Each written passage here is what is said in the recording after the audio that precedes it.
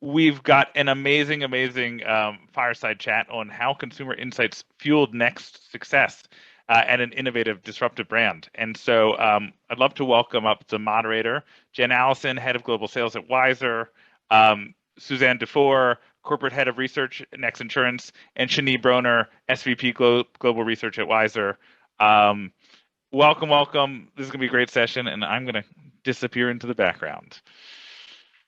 Awesome. And I just have to do a check because we always do. Can everyone see and hear me? Okay. Yep. Great. So one awesome thing coming off of that session with Julia is no matter what we're talking about, data science, technology, and where the industry is going, it's all about the people and the passion. And it is so clear that there is just incredible passion that exists. So, you know, it's tremendous to see. So diving into this next session. So my name is Jen Allison. I'm so excited to be moderating this discussion today with Shani and Suzanne. I am head of global sales at Wizer, but I do have a long history in market research and a very big passion behind great innovation stories. So I am very excited about telling you all about how how consumer insights is accelerating Next to be both an innovator and a disruptive brand. We're going to cover a lot of ground in the next 20 minutes, including where insights fits within the organization at Next Insurance, how closely they're connected to the customer, how insights are cascaded through their organization, and really how all of this is working together to make sure that Next is unlocking insights that are making a very big impact on their business. So it is my pleasure to introduce two speakers today. I'm going to start first with Suzanne. So Suzanne, why don't you give us a little bit more background on yourself? Sure. First of all, thanks so much. Thanks, Jen. And thanks for inviting me. It was kind of fun to hear the last part of that conversation that I got to hear the tail end of the one that just happened. So I'm really excited to have this conversation. I think the thing about me is that I really love research. I fell into this career and I never looked back. I've worked across lots of different industries, anything from early stage startups, mid stage, late stage, as well as established brands. I ran research at Netflix for 3 years, launching their streaming service. It's just been this amazing journey. And now I find myself at Next, building a brand that's 100% dedicated to small business and the self-employed. I'm the first one to say insurance, not a sexy topic, but the small business is awesome. So it kind of saved me. Truly. And we'll learn a new definition of small business that I wasn't even thinking about. So we're joined also by Shani Broner. She's our global head of research here at Wizer. She's going to be bringing kind of an added perspective into this discussion today, having worked on both the client side and the vendor side. So Shani, tell us a little bit more about yourself and your background. Hi, so thank you. I'm coming from a background of both qualitative and quantitative research. About 7 years ago, I joined Wizer, leading the research team globally. We're trying to change the way companies consume and use market research. I'm working with Suzanne for several years and excited to share her story today. And indeed, I have to say that, when we started insurance, doesn't sound so sexy, but it's actually quite exciting when you hear the story and the stories behind it. My passion is innovation through research. I started a local small agency when I was trying to bring innovation back in the days. Then I moved to SodaStream. I was leading the market research there, disrupting the beverage industry, initiating some bold marketing moves. If anyone knows SodaStream, they're kind of famous on that, and they were acquired by PepsiCo 2 years ago, more or less. So that's me. Great, thank you. So we'll go ahead and dive in, and as many of you know, I think some of us were even chatting at the beginning where we sat, a year ago and what was going on in our lives. Small business certainly was getting a tremendous amount of focus over the past year. We know Next Insurance focuses on that specific market, but Suzanne, I was hoping you could just start by sharing a little bit more about Next Insurance and kind of what you do. Yeah, so first of all, so I learned a lot when I came to Next. So the founders of the company actually had this awesome track record. They sold their first venture to Intuit for 170 million. So I was like, okay, this seems like a good place to go. People that really know what they're doing. They looked for their next opportunity and found it in business insurance. And the numbers I think that really struck me and what they saw is that 99% of us in the US work for small business, which kind of blew my mind because it's not the way we think of the world. And yet more than 60% of those businesses are either not insured or underinsured. And that's kind of striking in terms of why. And so it was really the founders that saw that there was an opportunity to have digital impact and really, to an industry that's really old boy network, of really changed that. So they set out to really make insurance easy to get, so online and fast in 10 minutes or less, and affordable so that it would be less expensive. And so now, just even in this course of the last year, Next is now among the 100 unicorn startups, the top ones, and it's valued at $4 billion. So it's like rapidly growing customers, rapidly growing company. So coming from a startup ourselves is a wonderful, amazing place to be for you. It sounds like the founders of your company really hit upon an unmet need in the market by targeting this segment. And this segment is very precise in terms of the small business space. Before you kind of entered the halls of Next, how was that company operating with market research, if at all? So it's not like anything wasn't done, but I would call it very dirty research. So, not unlike other startups, there wasn't a lot of time to do research when you're trying to launch a business.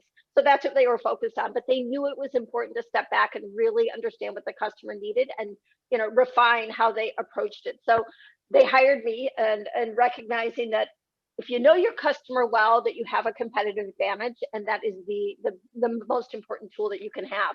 So my job coming in was really clear. It was really creating that continuous learning culture.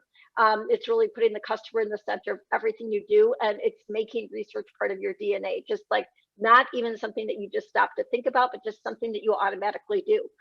It's not easy. I don't want to make it sound easy. It takes a lot of discipline, but it's working at this company. Teams really value it. E-staff pays attention to it, and my team is finally growing. So, lots of demand. And I always like to have everyone understand, like, the team size that you're dealing with today with all of the work going on. Yeah, currently 2 and rapidly hiring. Yeah. It's like kind of a crazy thing of doing all this hands-on. I love hands-on research. I've often been said, oh, don't you want to just manage all these teams? I'm like, no, I love doing it. So this is a company where I definitely have my hands in it. Yes, and with that, have to have an incredible passion for it. And, we know that consumer centricity is certainly a major goal for many organizations. We hear it all of the time. And is there something unique about how your team is structured within the organization to really help enable that? Yeah, you know what? So as I said, I've worked with lots of different industries, and too often research is used really as a reaction to something rather than an impetus for a direction or decision. And so what you end up having is that people create something and it's too late for them to make real changes in something and moving forward because they brought in research too late. And that is a painful process. So I'm really positioning research to be a thought starter for everything that we do. So what is the problem we are trying to solve for customers? How might we solve it best? And it's not just that they have the problem, it's what's their most important problem that we're trying to solve. So let's make sure we put our energy toward that. Secondly, I feel really passionate about research being kind of the glue that pulls marketing and product together. Too often what's happened in a lot of companies is that product has a research group and marketing has a research group, and they don't communicate very well. And what happens is that one gets ahead of the other and they're not really sharing the same insights. And I think it's really confusing. And I think research has this tremendous opportunity to kind of combine those. So I feel strongly about having a centralized research function that actually feeds into both of those. It's important that we are listening to our customers, we learn about them together, we figure out products that we should be building and solving those problems, and that we learn how to build enthusiasm for that solution. So I didn't come up with this on my own. I really credit Netflix, because while I reported to the CMO at Netflix, I also had a dotted line to the CPO. And so it made me very equally responsible for ensuring that customer perspective was both in product and in marketing. And we really learned together, and it worked so well that I'm like trying to duplicate it in other places that I go. So it's not a popular way to go. It's, you tend to get UX researcher and then you get a market researcher, but I really feel important that we combine those. And Shani, how about yourself? Did you see this anywhere?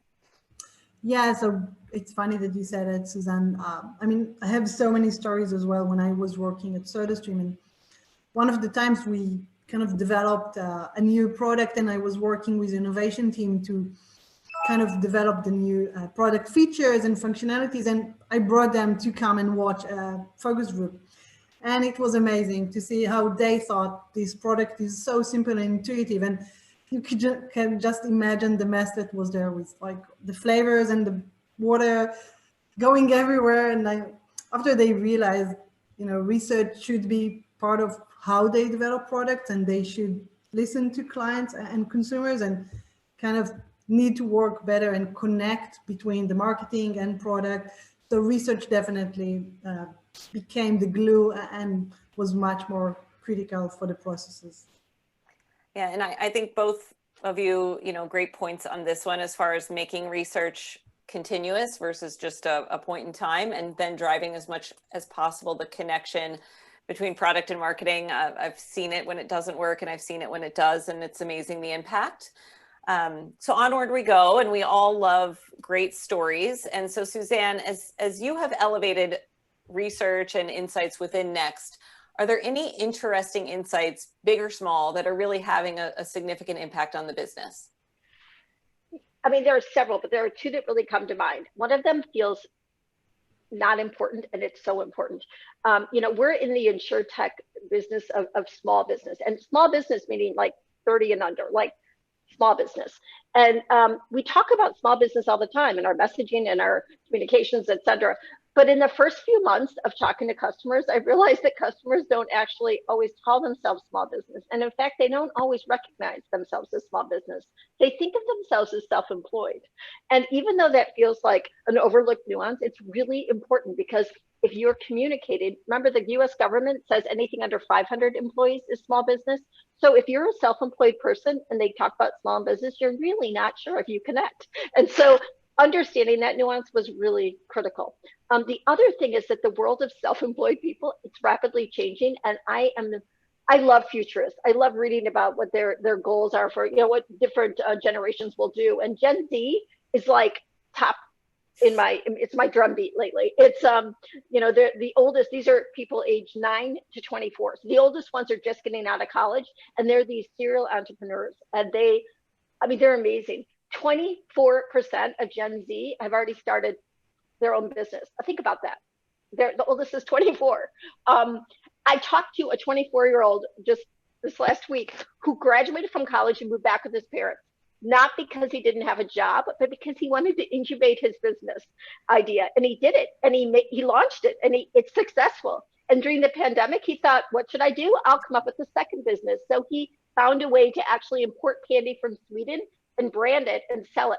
These are two launched businesses, successful, and he's 24 years old, and it's just the tip of the iceberg. So I think it's incredibly inspirational. This up and coming generation has really, millennials started the gig economy, and here we are with Gen Z really putting their own twist on it. And it really says something of what the world's going to look like going forward.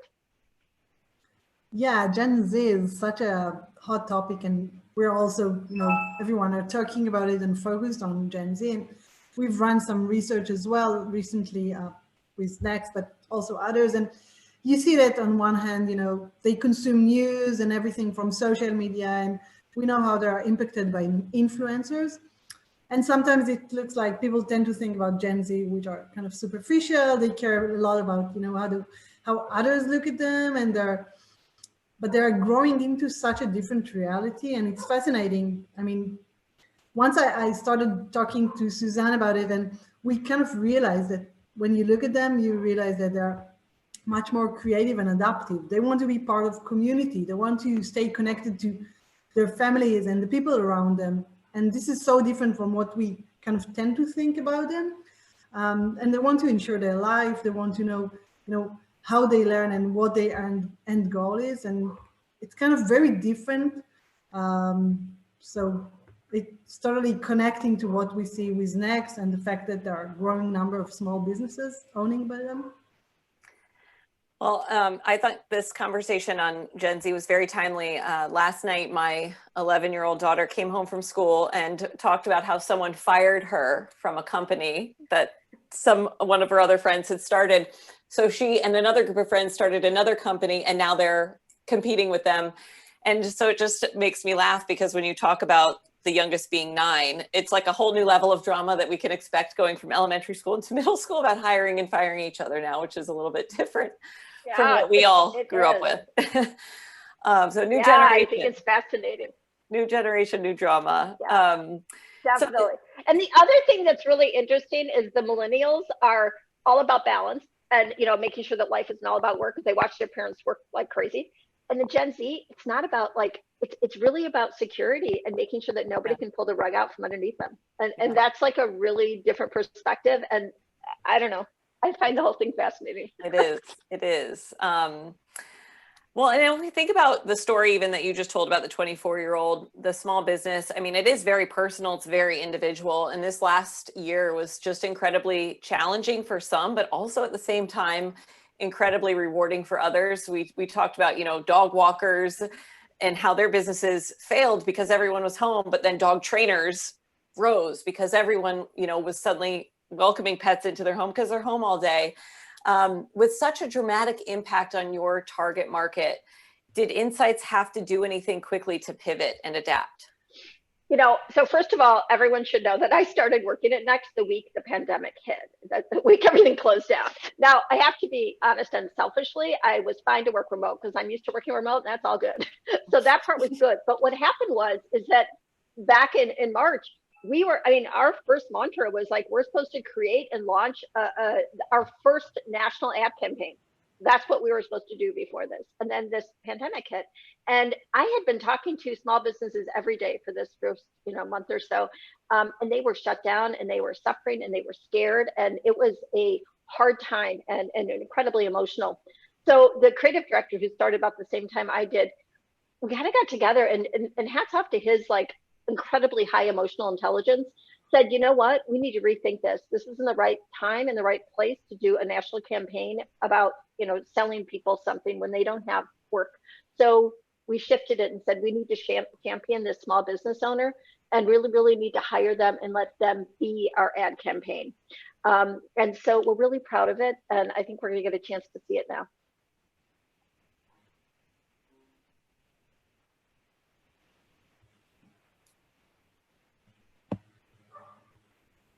Went mid-March, and it was kind of like the ultimate gut punch. I was mandated to close March 24th. Everything had just completely canceled, about $12,000 worth of weddings just for March. And then April canceled, and then May it's canceled. We lost everything in a very short amount of time. And that's the reality that we're living in right now. It's not fun. I'd just rather be back to work, you know what I mean? It's gonna make me cry.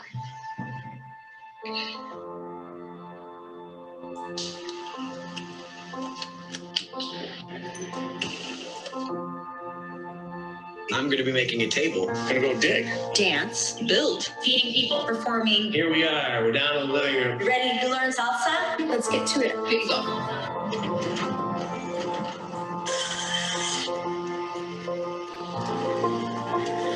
I've been doing a small planter box. Going to be printing this on various color shirts. It's important that you keep your elbows locked towards the side of your body. This meal, we are donating it to a family in need. Mural updates. We like to call this social fitnessing. Doing like some live DJ broadcasts, so giving people a little bit of music in their homes, lifting people's spirits.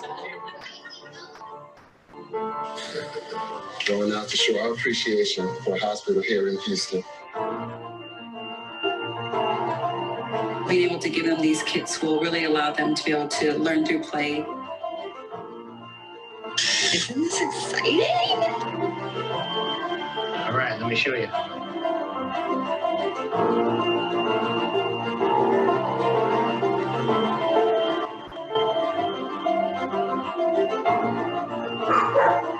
Stay safe. We'll get through this.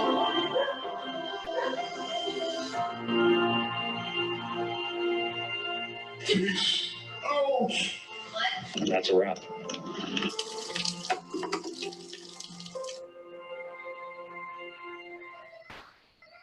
I've watched that thousands of times. It makes me emotional. This is what I said about insurance may not be sexy, but small business flow. Like, they're amazing. And several of the people that are in this ad are people that I recruited for qualitative research and got them to be part of this. And it's pretty inspiring, their stories. Yeah, I feel the same way every time I see it. We've all seen incredible stories like these in our own hometown, and just to see it put together in such a powerful way, it's just incredibly moving. It's a beautiful ad. It's amazing work, amazing outcome. So to just kind of add onto that kind of outcome, with hearing what you've talked about so far, with how you've structured the team, connected to the consumer, and I mean, really at a very personal level, and enabled kind of quick decision-making in times of dramatic change. What has this really done for Next overall? Yeah, it's really about creating this, customer-centric company. And it sounds so easy to say. It's really, it's meaningful. So what that means is, first, we're a Google Drive company. So everything is Google Drive, which means everything's a work in progress. Everything is, information is shared continuously, and that goes with research as well. So I do research, on a Wednesday, Thursday, I'm sharing the results and having conversation, debriefs, et cetera. We just have this continuous flow. But it's also that it's not unusual that it's our company that we are literally onboarding more than 10 people every week. And we need to ensure those people kind of get up to speed fast and get running. And so what we're doing is we're actually using research as part of that process. So I spent my first month at Next doing foundational research, developing personas, creating value prop and benefits, et cetera.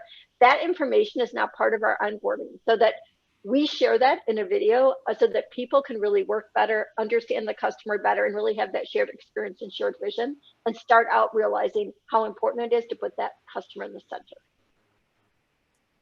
Yeah, so what Susan is describing at Next are goals that we see a lot in the industry and focus on. So we see a lot of companies looking for solutions, trying to shift their resources internally, especially in the past year where budgets are cut. They want to make quick decisions. They want to have those decisions be informed by consumers, to have these things easily shared and cascade research through the organization, and have continuously learning, as Susan just spoke about. So as a result, there's incredible demand for solutions that enable and support this way of working. We've seen many companies emerge to the space and trying to solve the need. And the entire research tech segment and the industry is growing dramatically in the past year. Yeah, I'm sure even all of you on the call, feel that there's just so many different options in this space. And, Suzanne, just for the benefit of this group, with so many solutions, why did you pick Wizer?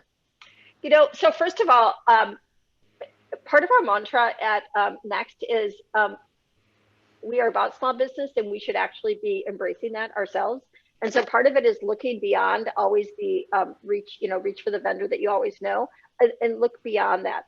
And Wizer is just one of those that actually there was a lot of synergy with what we do, other than being a small business. It's fast, it's tech forward, and it's affordable. And those are the reasons why I chose it. There's this ability, it's always, I have a Wizer tab open on my computer at all times, because that's how often I go to my data. Like, I'm constantly looking at it and sharing it. And, it's again, work in progress. And so I have this amazing tool that I can use, but I also have this partnership. So Shani and I, we work together. She raises red flags for me. She has you might want to rethink this. How do we sample? What do we do? We have these conversations all the time. So we have that tech and people that connect. That's awesome. The other thing, I get results, I'll get a survey results literally in minutes. I can share a digestible document with my stakeholder. I can share that data that fast and really make sure that research becomes kind of part of that decision making, and not just on the shelf, somewhere. So it's bringing it kind of front and center. Thank you, Suzanne. It's really nice to hear. And, at the end, I feel the same. It's all about the combination of people and technology and, being passionate about what you do. Exactly.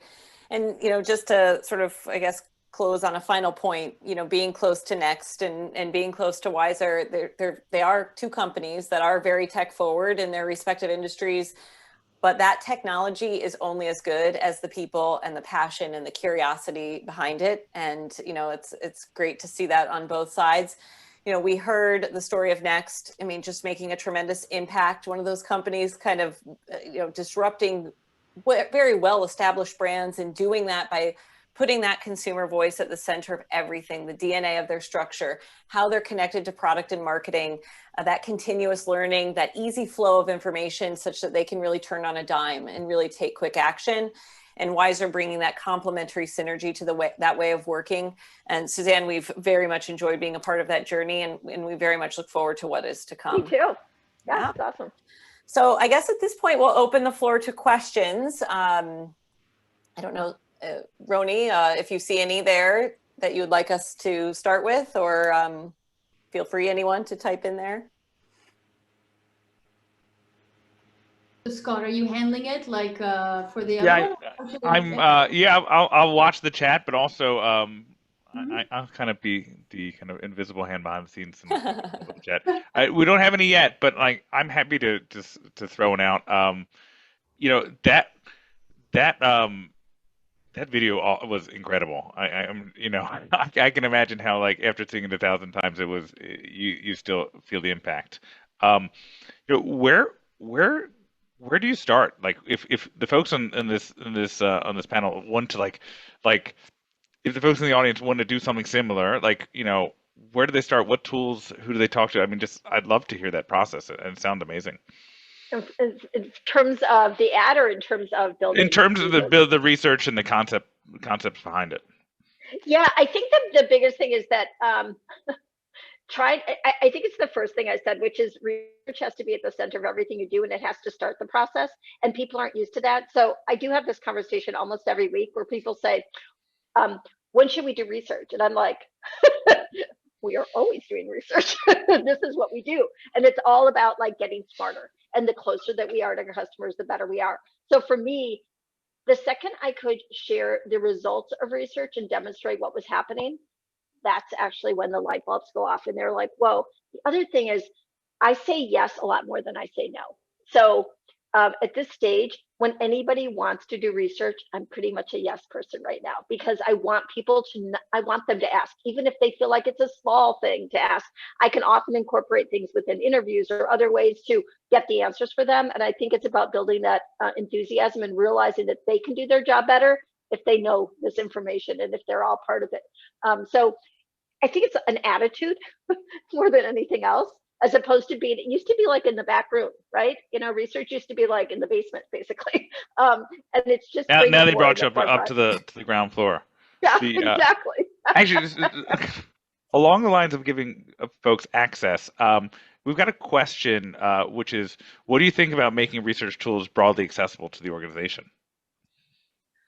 So I have opinions about that. So I actually want people to very involved in research, but I don't want to do dirty research. So part of what's happened, and I've seen this in a lot of organizations, if too many people, for instance, are doing interviews and aren't trained for it, or people are drafting surveys and think they're asking the same question but phrase it very differently or sample very differently, then you get different data that seems contradictory that's being presented across the organization. And it's the worst thing that can happen to research, because people are like, people are always wrong, or you know, it was wrong sample, or who did you talk to, or like there's all these questions. So I find the discipline to be super important, that it's still centralized. So I want everyone to be involved. I want their feedback, but there should be one group that actually makes the decisions about how that is done, so that we do it clean and we're kind of sending the right messages throughout the organization. We've got two questions that are kind of overlapped.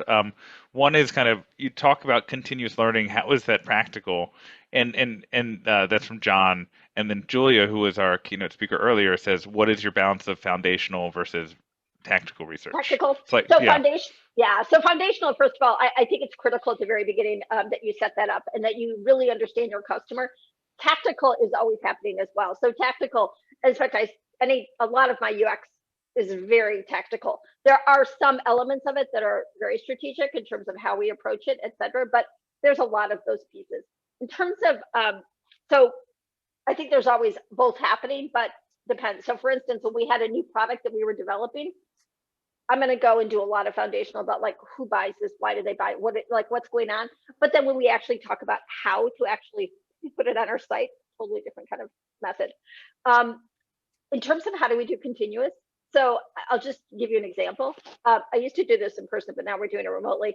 I do research for the UX team once a week. So I do it on Thursdays. On Wednesdays, they have to give me any stimulus and we have conversations. On Mondays, we debrief. And I put audio clips, video clips, all kinds of things that are all part of that foundational, what's happening, where are we getting the feedback? And then we alter and we iterate and we do change it every week. We're moving things. And so sometimes some weeks everything changes and sometimes only a few things change. I'm recruiting different kinds of people. It's that piece. So the continuous thing has to do with getting people to feel like there's a cadence and we're going to keep moving and we're moving forward. And that's what's happening. And so that's the expectation. And so that people are constantly thinking, oh, we should get this in front of people. Oh, we should get this in front of people. Like that kind of feeling. Amazing. Well, this is great. Yeah, thank you all. Thank you, Jen, Suzanne, Shani, and thank you to Wizer Next Insurance. This is a really, really great session. It really helped us kind of unpick how, what a successful partnership looks like and kind of your insights practice. So thank you so much for taking the time. Got it. Thank you. Thank you.